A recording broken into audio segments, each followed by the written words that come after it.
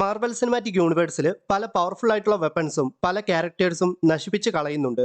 MCUവിൽ powerful weapons നശിപ്പിച്ച ആ powerful characters ആരൊക്കെയാണെന്ന് നമുക്കൊന്ന് നോക്കിയാലോ. തോർ റാഗ്നറോക്കില് ഉറു എന്ന ദ മോസ്റ്റ് പവർഫുൾ മെറ്റൽ കൊണ്ട് നിർമ്മിച്ച തോറിന്റെ വെപ്പണായ മ്യോൾനിയറിനെ ഹെല തന്റെ കൈകൾ കൊണ്ട് നശിപ്പിച്ച് കളയുന്നുണ്ട്. അവഞ്ചേഴ്സ് എൻഡ് ഗെയിമില് ക്യാപ്റ്റൻ അമേരിക്കയും താനോസും തമ്മിൽ ഫൈറ്റ് ചെയ്യുന്ന സമയത്ത് താനോസ് തന്റെ ഡബിൾ എഡ്ജഡ് സ്വാഡിന്റെ സഹായത്തോടെ ക്യാപ്റ്റൻ അമേരിക്കയുടെ വൈബ്രേനിയ ഷീൽഡിൽ കണ്ടിന്യൂസ് ആയിട്ട് ആക്രമിച്ച് വൈബ്രേനിയ ഷീൽഡ് രണ്ടായിട്ട് ഒടിച്ച് കളയുന്നുണ്ട്.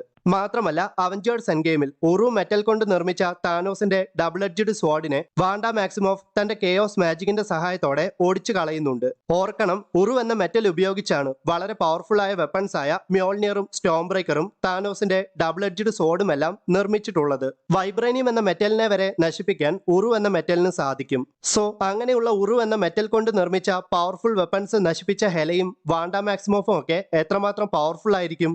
തോർ ലവ് ആൻഡ് തണ്ടറിന്റെ അവസാനത്തോടെ തോറിന്റെ സഹായത്തോടെ ജെയിൻ ഫോസ്റ്റർ മ്യോൾനിയർ ഉപയോഗിച്ച് ഗോഡ് കില്ലർ എന്നറിയപ്പെടുന്ന ഗോർ ദ ഗോഡ് ബുച്ചറിന്റെ വെപ്പണായ നെക്രോസോഡിനെ നശിപ്പിച്ച് കളയുന്നുണ്ട്.